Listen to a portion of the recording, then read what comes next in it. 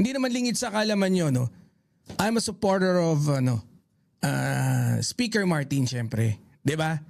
And ngayon nga, nung huli, feeling ko parang napag-iinitan si Speaker Martin. And alam niyo naman, loyalista ako, 'di ba? Si PBBM, siya lang ang immune sa banat ko. Si PBBM lang ang immune sa akin. The rest, pwede kong banatan. Wala nang iba. Even si Speaker Martin. Pagka nagkamali si Speaker Martin, walang problema na banatan natin siya. Especially kung may ebidensya. Pero kung wala, nananatili pa rin yung paninindigan natin na walang ginawang masama si Speaker Martin. Until magpakita ka ng ebidensya. Pero ang problema, we are already on the edge of hindi pagbanat kay Speaker Martin kasi pero hindi ko siya siguro hindi ko alam kung babanatan ko or ano. Siguro hindi ko na lang siya papansinin pagka nagpatuloy yung kaso patungkol sa kanya. Kasi kung may kaso na, kaya naman ang inaantay ko na lang din ngayon paliwanag ng ating butihing Speaker Martin. Until now, of course, loyal ako kay Speaker Martin kasi although wala pa talagang ebidensya, wala pang pinapakita sa ating ebidensya. Pero naniniwala kasi ako na hindi naman i-freeze yung assets mo kung walang nakitang 'di ba? Walang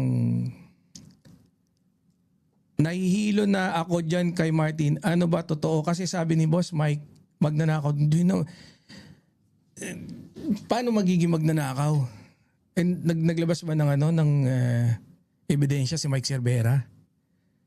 Pero inline ako dun sa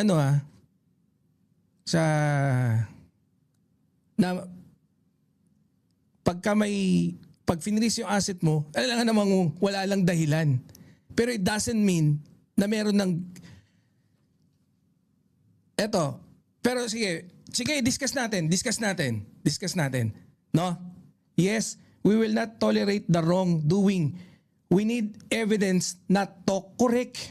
Yun eh. Yun. Tama si Tita Maris eh. Ayan oh. Tahimik nga si Martin. Hindi kasi ugali ni Martin nang mag-ingay. Yun nga eh. No?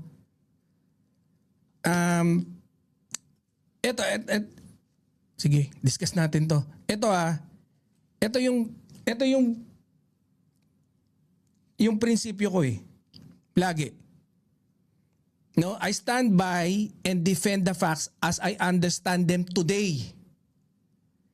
But if proven wrong tomorrow, I'm willing to let go, accept the correct position, and apologize if needed. Para sa akin, that's not being balimbing or baliktarin, that's being rational. So,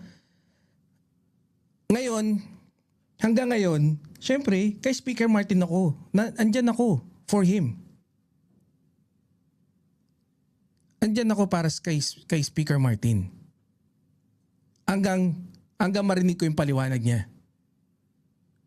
Sabi ni Attorney Enzo, baka nauna pang kasuhan si SMR. Bakit nauna? Yun nga din eh. Pero kasi magiging mawawala ka na sa logic pag ituturo mo yung iba. It doesn't, parang nagturo ka lang ng iba pero hindi mo naman na-defend si speaker. Ay, yun naman din eh. Ako talaga medyo off kahit noon pa eh. Bumabanat naman tayo kay Boying Rimulya, 'di ba? Para sa akin pinaghahandaan niya si MR. At tahimik si MR pero pinaghahandaan niya, gusto ko siya parang si BBM, tahimik, di maingay. Yun nga din ang maganda sa kanya eh. Puntahan lang din natin assets freeze, no? Kung bakit medyo sensitibo kasi yan eh. Baka mamaya mamisinterpret ako. Walang ebidensya kay Martin kaso siya naman ang tinuturo ng lahat. Kahit ituro ka pa ng buong Pilipinas kung wala namang ebidensya, wala din eh. Not unless yung nagtuturo sa'yo, talaga may personal knowledge siya. Puntahan natin, bakit na-freeze yung asset?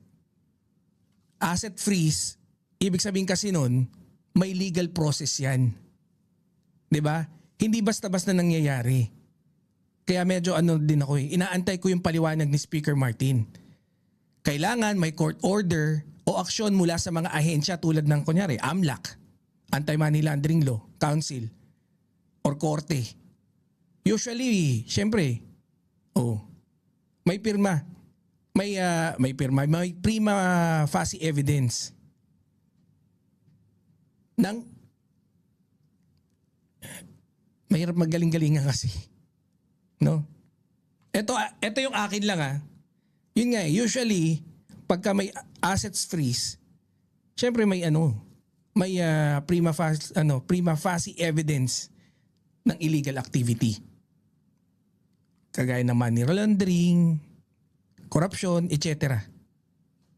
At kung ano pa na mapapaloob doon kung bakit i-freeze yung assets mo. Hindi yan basta i-freeze lang dahil ganto ganyan. Pero so far walang official confirmation. Wala namang verified report mula sa korte, wala rin sa AMLAC, wala rin sa ombudsman. Na nagsasabing, hindi ganoon naman talaga maglapag ka ng ebidensya. Kung may ebidensya, malamang totoo yung pinanghahawakan mo. Masakit, di ba? Oo nga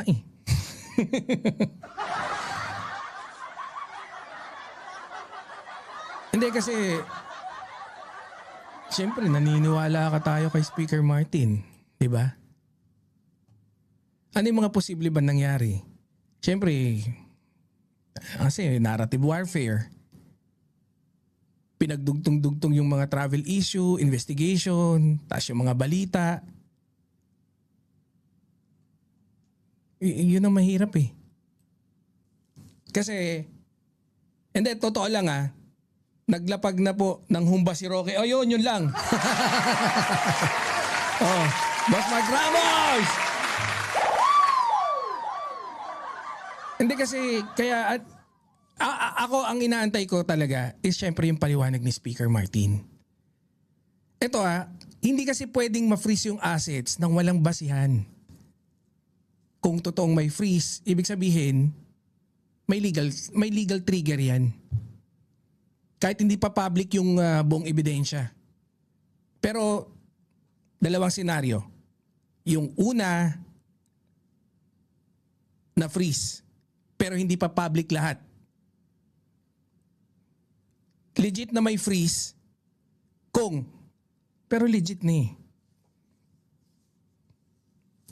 galing sa korte. Siyempre, ang pinagbabasihan ng nagpa-freeze. Pero believe ako kay PBBM, he really means business. Okay nga Okay naman.